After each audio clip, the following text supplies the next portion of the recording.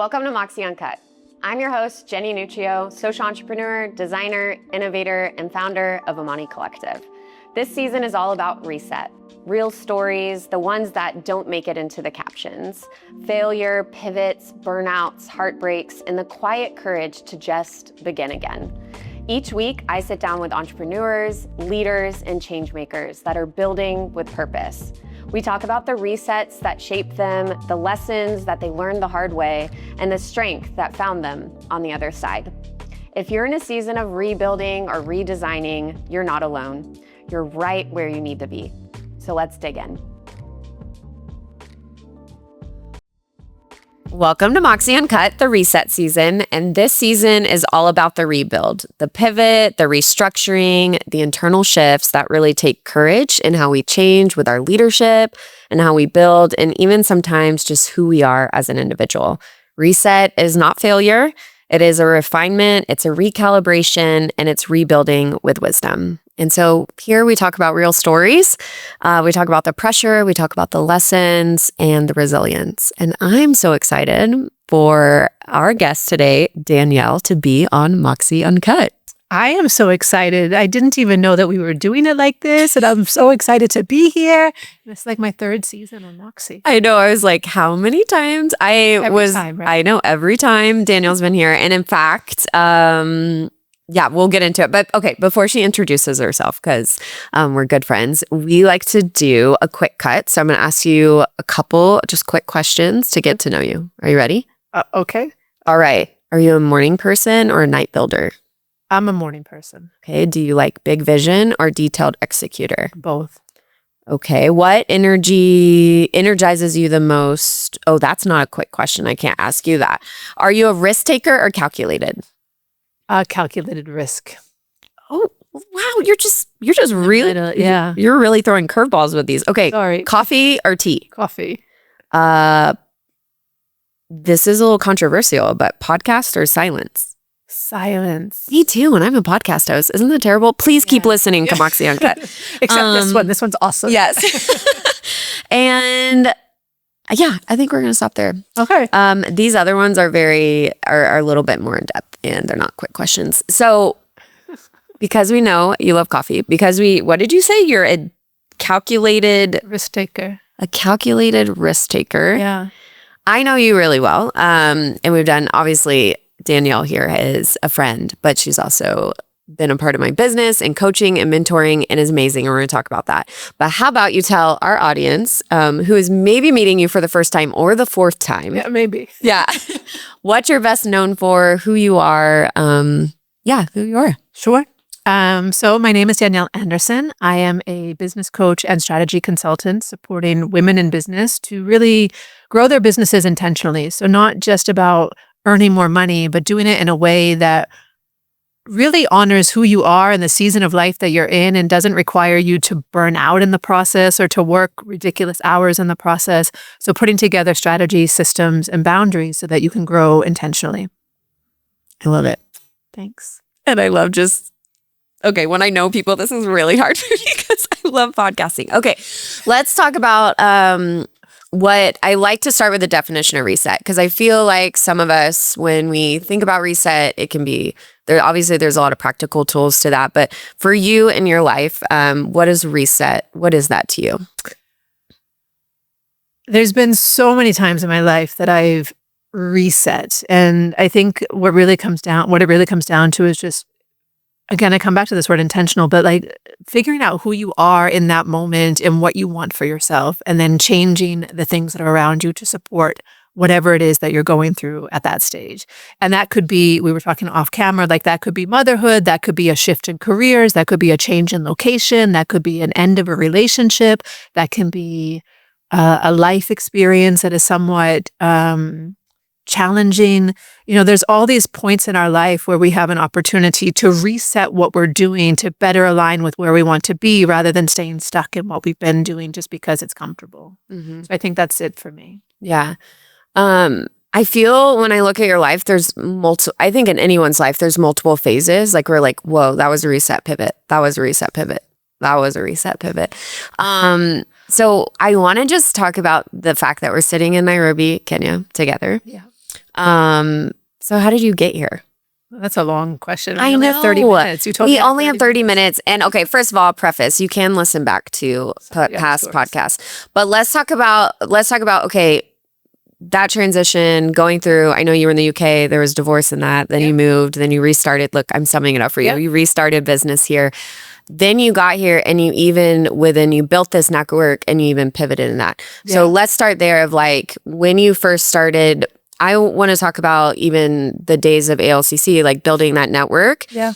It being really successful, because I think reset can happen in success, like what we view as success. So you building this community and then being like, ooh, I think this needs to shift and reset. So let's talk about a little bit of that. Because I think that will be really great for our listeners, because sometimes we can think of overwhelm or really being in valleys. And sure, there was overwhelm to this season, but changing and shifting who you are and your direction of your business. Sure. So I moved to Nairobi in 2017 full time. And then in 2018, early 2018, my friend Lulu, who you also know, Lulu Kitalolo, and I decided that we wanted to do something together. We knew each other from London and we had done a little bit of stuff there. And we both had this passion of supporting women in business and wanted to create something for them. Our initial idea was something that was vastly different than what it actually morphed into, which was a huge networking club for women in business where we had monthly meetings, we had different groups, we had 3 groups in Nairobi, we had 1 in Mombasa. We were traveling all the time back and forth, creating self-care events for people, business meetings for people, parties for people. We were doing so much. And as you said, it was super successful. We had over 100 paying members. We had 2 groups immediately. Like we thought we would just start with 1 group. We had 2 groups immediately. We built up to our 4th group within 6 months. We had over 100 paying members. We had 700 plus women in our larger network of people that were coming to events or parties or even just subscribing to our newsletter. And everyone was so appreciative of the community that we built for them and the ability of allowing them to meet other people and to learn about business and to just thrive. And we loved it. You know, we were really feeding off the energy. We had so many ideas about what we wanted to do, and we wanted to expand even further, even maybe looking into other cities, or there was even conversation about maybe expanding into Kampala, so going into a second country. And then COVID hit. And as we all know, COVID hit and changed everything for us. But the big thing that it changed for us in that business was that we could no longer meet in person. And our entire business model was based on meeting in person and networking in the room, not online. So we paused the club for a while as we tried to figure out what to do. And we really tried to ask ourselves, like, what do we do? Do we want to move this online? And we kept delaying that decision because I think it was a decision that neither of us wanted to take. I think we were both very against the idea of going online, but it took us a long time to stand for that belief, right? And say, no, we don't want to be an online club. How do we then differentiate from all the other online networks that are out there? How do we continue with this close-knit community that we built if we're now putting everything on a screen? Plus, people were super overwhelmed with screens by that point because everything shifted online. So we made the difficult decision to close the club and say, okay, we're not going to do it anymore. And of course, the WhatsApp group is still there and people still meet up and chat with each other, but we stopped. When we kind of came out of COVID a year and a half later, there was huge demand to then restart the club. People were like, okay, great. Now we can do them again. We can do it and we can just business as usual. And Lulu and I were very firm in that we didn't want to. And no one really understood that decision. They're like, but it was so great and we loved it and this and that. And it's like, yeah, it was great, but it made us no money. Mm-hmm. It took up a ton of time. Mm-hmm. And at some point you have to really ask yourself, like, what's the return on investment? Yes, the network was awesome. The community was amazing. So many of those women turned into clients for me and also just friends for me, yourself included. But to get back into that thing was just, we were so far from it at that point. Because when we stopped working on the club, we then both intentionally worked on our own separate businesses, which were there anyway. And they were going on, not even in the background, they were going on alongside ALCC. But went all in on both of our own businesses, and our businesses exponentially exploded because we were no longer diverting our focus across 2 different things. As you know, Queen of Focus, like, different ideas, right? But, we really just had to go all in on our own businesses and make those work because ALCC at that stage wasn't possible during COVID. And even now, 6 years later, after closing the club, still women from the club were like, okay, so we can start again. Like, have you guys thought about starting again? And Lulu and I, every now and again, will have that conversation and be like, do we not? Like, could we do it? But like very limited in terms of our engagement. Do we bring people on board to support us? And we still come back to the decision that no, we're not going to resume. Like, it was a beautiful moment in time. It was an amazing chapter for both of us. We did great things with it, and it's okay to let it stay where it was and to not try to revive it. Yeah, there's no failure in that. And I like how you mentioned too, like it wasn't necessarily making money. So it looks what people see, but then what they don't necessarily know in the red tape of it all, and like when you're planning and all the energy. You guys spent a lot of energy into that space. Yeah, because we were having our meetings were the same format for each group. So it wasn't like the content was different, but we were running them 4 times. So we would literally finish a meeting in Nairobi on a Thursday afternoon, go straight to the airport, get on a plane, fly to Mombasa, have a Friday morning meeting with the women in Mombasa, do a self-care event, and then typically jump back on a plane and come straight back to Nairobi. And so we were working 2 Saturdays every month. We had a full week of ALCC stuff every single month. We were doing all these events as well and in between. And like the amount of time that we spent, I don't know where it came from. I have no idea how we did it. But yeah, it was beautiful in the moment, and it was okay to say goodbye. Yeah. I love how you ran self-care events, and yet isn't that always interesting? It's like we run this for other people and we're like, oh, but what about us? I'd be curious your conversations with Lulu and that, like how it sounds like it was pretty cordial, but just I think a lot of people don't understand. You guys both had your own thing, came together, created something beautiful. Did you come to a consensus together, or just you were able to sit down and have those hard conversations? In terms of closing, you mean? Yeah. Yeah.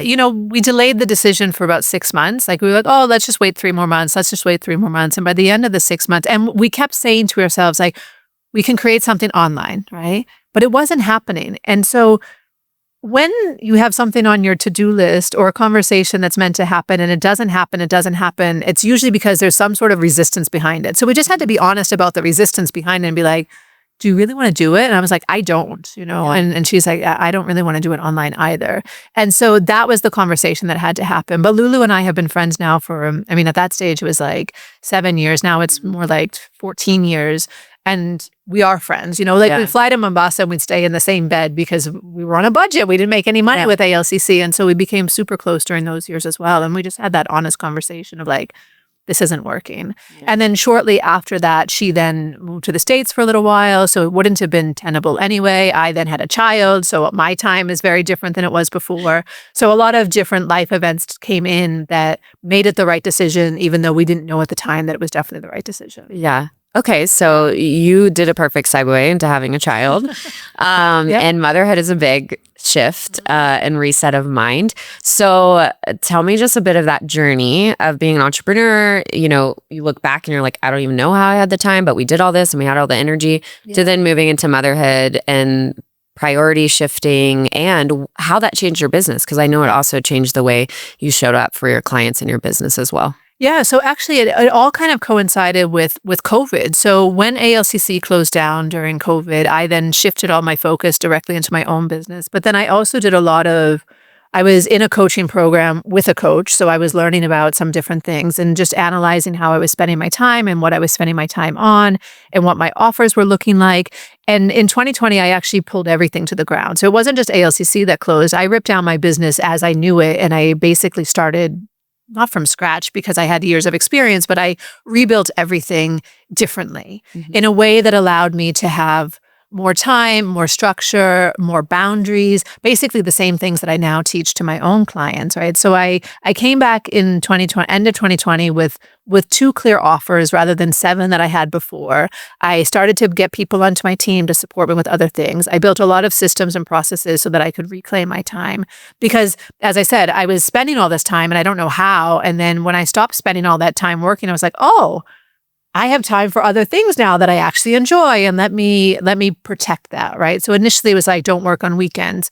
Then it was don't work on evenings. And then it became don't work on Fridays. And now, with the child, it's even more strict because my hours are confined to when my nanny is around. But I really set the scene for what I needed for motherhood way before I became a mother, like 1 to 2 years beforehand, and got into the rhythm of having these boundaries in place and these systems in place and the structure in my business so that it made it much easier to segue into motherhood. But that said, I mean, once you have a child, like everything that you think that you know just kind of goes out the window and you're at the mercy of this tiny little human that can't talk now he talks a lot, but back then he couldn't talk. I love your stories where you're just like, he's on your chest and you're like, and this is what my day looks like. Yeah, he's definitely, what do they call it? Like a barnacle baby? Yeah. He's like on top. Although now he's like, don't touch me. I'm like, okay, cool. Like, yeah, let's remember this. But anyway, I would say that first 6 months. Okay, so he was born in November, and December is always historically a slower month for me because I tend to take time off over Christmas. And I was like, great, like I'll have November and I'll have December, and then I can kind of get back into work into January. That was a joke because I just didn't have the time. I was also exclusively breastfeeding, so he needed me all the time. My hours were constrained, but also like the physical, mental, and emotional responsibility of motherhood is more than what we can fathom before we have kids. Like there's just so much that's unknown. Like you don't know if he's going to sleep or not, or you don't know if you're going to sleep or not. You don't know how you're going to feel. So for the first 6 months, I really couldn't do much of anything. I had very limited client work, which was okay because I had kind of planned for it. But what I didn't plan for is that I actually got to the stage 6 months into parenting where I no longer had capacity to manage my team. I had people working with me and they were doing a great job, but I could no longer direct them. And because I couldn't direct them, the messages that they were putting out no longer resonated with me because even my own story had changed. My own version of who I was had changed because I'm now a mother and that's a very different being than I was before.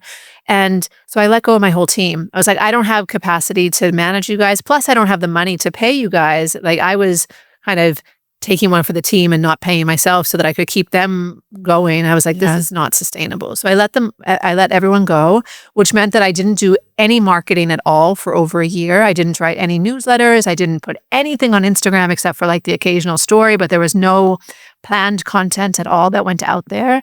And it was like that for another year before I finally felt like I knew what my voice was again and what I wanted to talk about. And with that was also then an evolution in business as well, in terms of like how I show up, what I talk about, the way that I talk about things. I became much more of a champion of like freedom in business and how you can use business as a way to build freedom for yourself and in your life. My offers kind of shifted a little bit again. I also really stopped working with startups and focused more on established businesses because even people who can pay a little bit. I mean, we love our startups. But it wasn't even really that. It was more that I felt like I felt like the startup message I had been doing it for so long. I was bored of it. I was bored of working with startups and like, no offense to people that are starting, but like. But it's all the same thing. It's A, B, and C. How do you build? How do you market? How do you project? And so when you're going into, I mean, I know some of the stories you've been sharing with me off mic of like going into these organizations, like it really is fun for like people like us to like look at problems and be like, oh, this is complex. We can work through this. There's dynamics, there's layers. So yeah, I can see that. Exactly. So there's that element of it. And also like I found that the women that were in more established businesses, they were facing the same challenges that I was, which is like your business is growing, but at what expense to you as an individual, right? Yeah. So how do I now support you as a business owner to still be able to have a thriving business, but also to look after yourself in the process and make sure that you're not like wasting your life working, right? Like, I used to work a 12-hour corporate job and hated it because I didn't have any time. And then I was doing the same thing in my own business. I'm like, why am I doing this? There's more to life than just work. And we need to be able to build our businesses in a way that supports that. Yeah, I love that. I'm going to backtrack to when you said you went from 7 offers to 2. Yeah. Specifically because you work with me and you know I love ideas. Yes. And I get a lot of advice of like not recreating or, the wheel or, like why don't you stick to one lane? So for our ideators out there or our creatives and even visionaries, I mean, we think far and like we want to do all these different things and dabble in that. How did you do that? Because that requires clarity and focus. And I think even, on my product-based business, we are in this process of shifting a lot of like, we have a large number of SKUs and we're like, oh, we need to bring it down. And my empathetic heart is like, but one customer loves that. And how can I take that away? So I think thinking of that, like, how did you make that decision? And then how has it made you stronger and your business stronger now that you focused in and went to the 7 to 2? Yeah. So the 7 was because I was responding always to the market. I was like, oh, they could use this and they need this and they have a challenge with this and they need this. Like, so for example, I used to have a program called Storytelling School, which was helping people to talk more about their business. I had one called Money Matters, which was teaching people about finance. I had 6 Steps to Getting Strategic, which was my one-to-one coaching program. Then I was releasing workshops all the time and I just had so much stuff. So how did I strip down? Well, I was in this coaching program that kind of encouraged me to. Yeah. But I also then just looked at the numbers. Like I looked at the data that showed me that none of them was really on standalone. None of them could sustain my business. And even combined, it was a stretch, like to make them actually pay for the money that I needed to not just cover the business, but survive in my own life. And so that was a big eye opener of like, none of these are really working. And then the second element was, they were all difficult to sell. So every time you're trying, and products are slightly different. Well, products are very different because you have a shop front and then people can choose what they want. But when you have a service, if you're constantly selling something else to your audience, they get very confused about what they actually need and if you can really help them because you're kind of all over the place. Plus, you're always in the sales cycle like, okay, I've now just finished the launch for Storytelling School. So now let me sell Money Matters or let me talk about this workshop or let me do this. And it was just all over the place all the time. And your audience gets tired of that. So I took the advice of the coach that I was working with at the time and I was like, great, let me pull them all down and rebuild. And I used a framework that she had that helped me think about what my thing should be. And the first thing that I had, there were 2 things that I came up with. One of them was a program called Simplicity, which kind of took all those elements of those other things that I'd been selling and put them into a package. And that was really designed still for like early stage business owners to get clear on their finances and their story and their product and what they're selling. It was a 10-week program. And then I had a one-to-one high-ticket coaching program called the VIP Experience, which was a 3-month program that I knew, which sold instantly like hotcakes. I highly recommend it. It's not around anymore. It's not around. I highly recommend Danielle. So that's my 2 cents. Thank you. And that sold like hotcakes because it directly filled a need that the people that I had around me in ALCC needed, which was that they needed this high-touch strategic collaboration to get their businesses to the next level. And that's when I really started working with women that were a little bit further along. And I was like, this is awesome. And so because that program did so great, I knew that I was on the right track. Simplicity did okay. I launched it a couple of times. I never really got as many people into it was a group program. I never really got as many people into it as I wanted to. So eventually I killed that program about 2 years ago, 3 years ago. Because I found that it was more difficult to sell and it wasn't low ticket. It was let's say it was $600 group experience. It took more effort to sell a $600 group experience than it did to sell a $2,000+ coaching program. And I was like, then why am I putting all my effort into trying to convince people that they need this program when I can just go after the people that genuinely want to work with me one-to-one and sell it so much easier? So eventually I got rid of that one also. I now have 3 offers rather than 2, but 2 of them are kind of the same. It's just an add-on experience. So there's a group mastermind program, which runs 3 times a year for a quarter. I have a single strategy day, which is a really intense full day experience just to work on your business strategy and its bespoke agenda. As you know, you've done it a few times. And then I have the CEO intensive, which is what replaced the VIP experience. And it starts with the strategy day, but then it gives 3 months of accountability. So it's still kind of 2 offers, but just 1 modification. To answer the second part of your question, though, about like what it did for me, what it did for my business, it did so many things. Number one, it allowed me to create systems because when you have a clear offer or 2 clear offers, you can design all of your systems around it. You start to understand, how do I get my customers in the door? What's the process that I need to follow? How do I service them during the program that they choose? What does the communication need to look like? What does the billing need to look like? Everything can then be a system which someone else can do for you, or you can do yourself, but repeatedly, right? The second thing is that it allowed me to much more easily predict cash flow because I then could very clearly say, okay, these are my 2 offers. They run throughout the year, and this is how many people I need to join the mastermind group. This is how many people I need to come into my strategy day or CEO intensive. And then it's very clear like what my numbers are and what the money's going to look like as well. And when you have that security, it allows you just to, be more confident, but also just to do so much other stuff, right? Yeah. So I think those are the big things, like just the systems and processes that then allow other people to do it for you which then saves you time, whether someone else is doing it or it's you yourself. You're still saving yourself time because you're not reinventing the wheel with every new offer that you throw out there. But the cash flow predictability is for me super important. So what does success look like? Or like, how would you define it for you now? I think I'm in it. Like, I think, and I think I have been in it. I don't see anything else as failure. I just feel like, again, it's just different chapters. Like, but I feel like I'm in it. I feel like I'm successful. Like, I make the money that I want to make. I live the life that I want to live.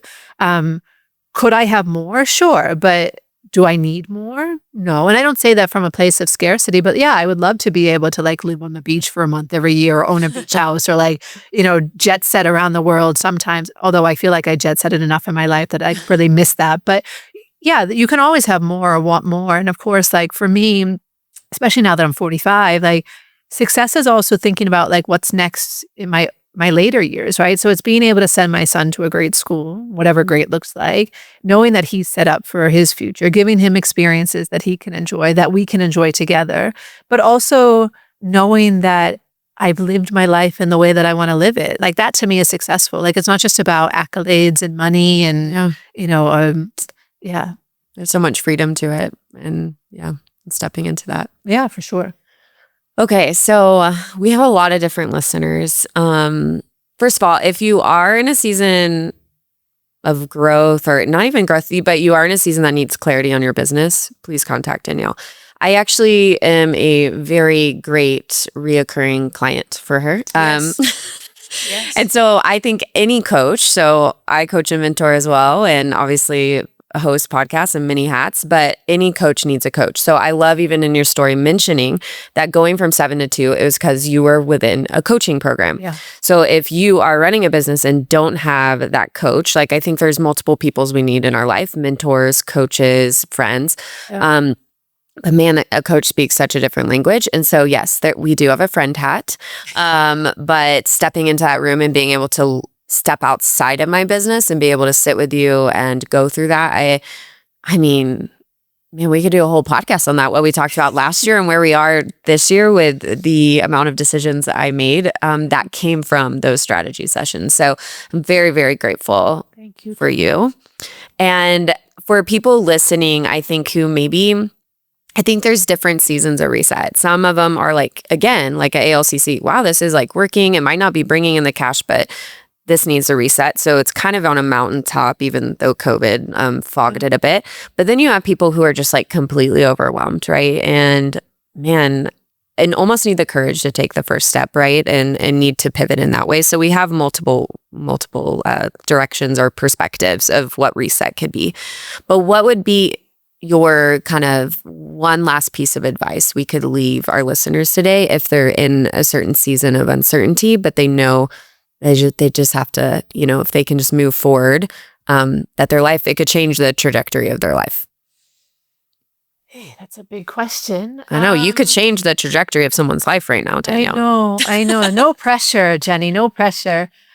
I think we always know when it's time for change. We're just afraid to make it. Right. And we may not know what the change is, but we know that whatever we're experiencing is no longer working for us. And it might be that you don't sleep anymore. It might be that you have some sort of illness. I remember when I was in the process of like ending my marriage and eventually leaving London, I ended up with like this weird rash on my torso. Mm-hmm. And I went to the doctor and I was like, what the hell is this? And they're like, I think you're stressed, like you're overwhelmed. There's something going on within your body. And our body does tell us, right?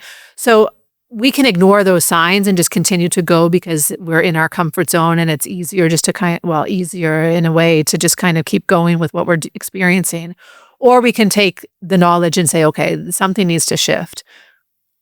I think the parting wisdom is like, you don't have to have it all figured out in that moment. You asked earlier, like, are you calculated or you take risks? And I said, I take calculated risks because you can just do one step at a time, right? So for example, when I was leaving my financial services career back in 2012, I had no idea what I wanted to do next, but I knew I didn't want to do that anymore. And so I allowed myself to experiment. I would go to networking events. I would talk to people. I would interview people about what their roles were. I would take classes on different topics just so I could be re-inspired and figure out what the hell is it that I want to do, right? So maybe that's it. It's like, introduce yourself to a new group of people, go to an event that normally you wouldn't go to, have a conversation with someone just out of curiosity, not because you want to get anything out of it, but because you want to learn, and allow that to inspire you to do whatever it is that you decide that you want to do.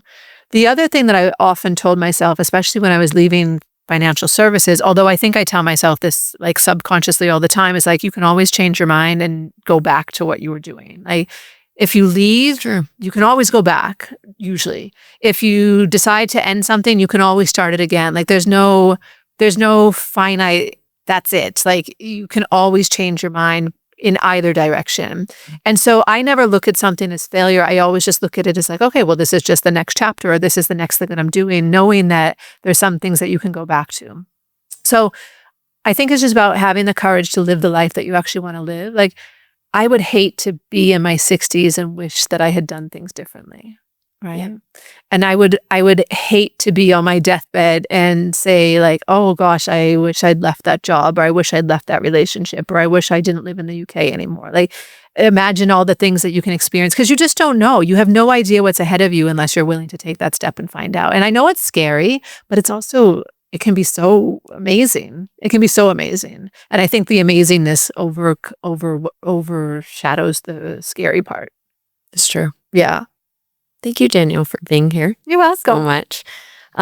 This is Moxie Uncut, the reset season, refining, realigning, and rebuilding.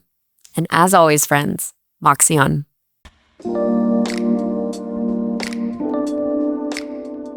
Thanks for being here with me on Moxie Uncut. If something stayed with you, please pass it on. These stories are meant to be shared. And if you're in a season of rebuilding or becoming, then just keep going. I'll see you here next week.